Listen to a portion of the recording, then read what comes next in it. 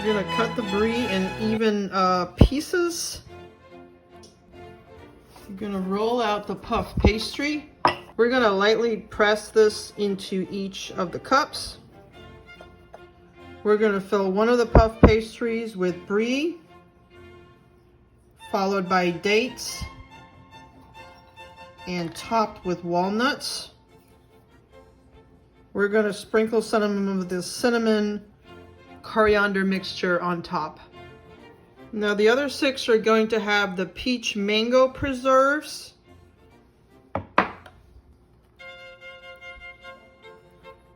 raisins, and almond slivers.